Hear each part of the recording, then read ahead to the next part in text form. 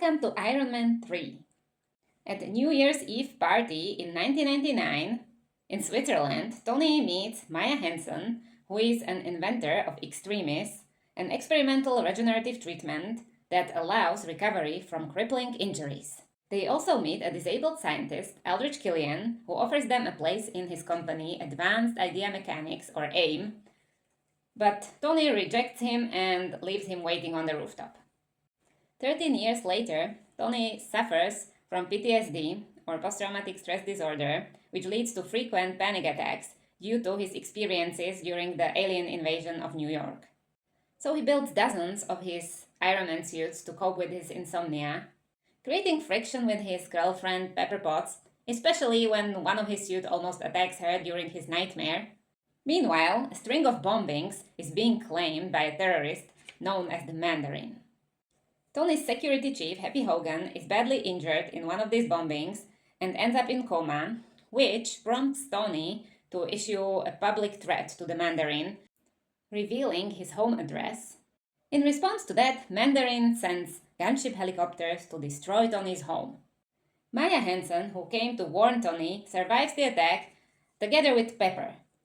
Tony escapes in his new experimental Iron Man suit, which is piloted by his artificial intelligence Jarvis, to rural Tennessee, which was the plan because of his earlier investigation about Mandarin. His new armor is not fully functional and lacks the power to return home, which leads the world to believe that he died. With help of a local boy, Harley Keener, Tony is able to investigate the remains of a local bombing bearing hallmarks similar to Mandarin's attacks.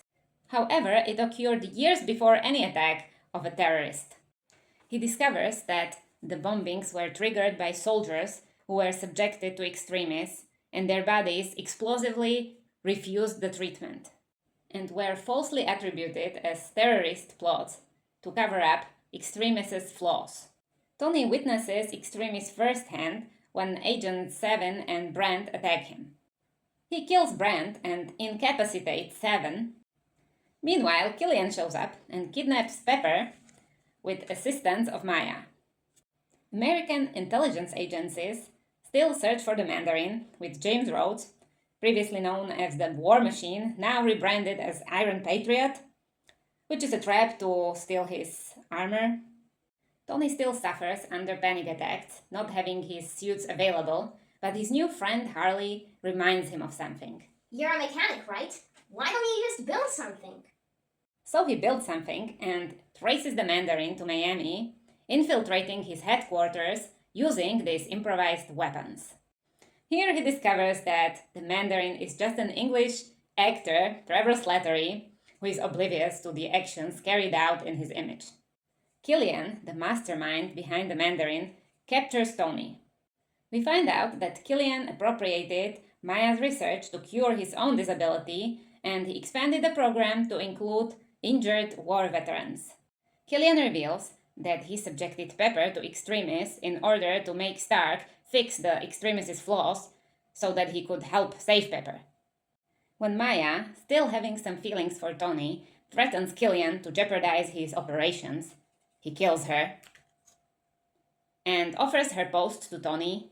But Tony manages to escape and reunite with Rhodes and discovers that Killian wants to attack President Ellis aboard Air Force One using the Iron Patriot armor controlled by 7. Tony kills 7 and saves all the floating passengers and the crew. Everybody grab your monkey! But he cannot stop Killian from abducting Alice. At an impounded, damaged oil tanker, Killian plans to kill Alice live on television so that his vice president could become his puppet leader in exchange for extremis healing his young daughter's disability.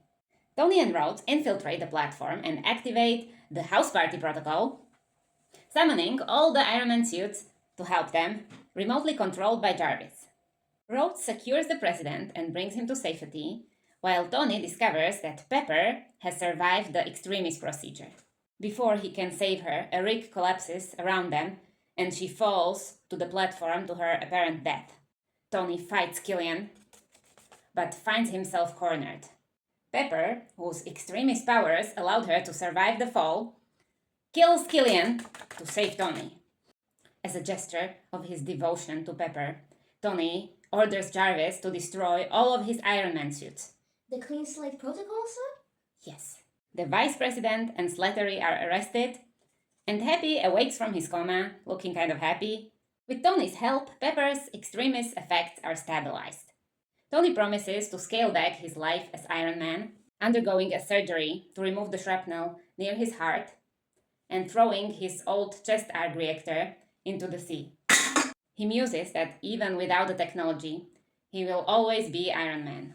In the post-credit scene, we see Tony Stark trying to get therapy from Bruce Banner, who is nodding off and says, I'm not that kind of doctor.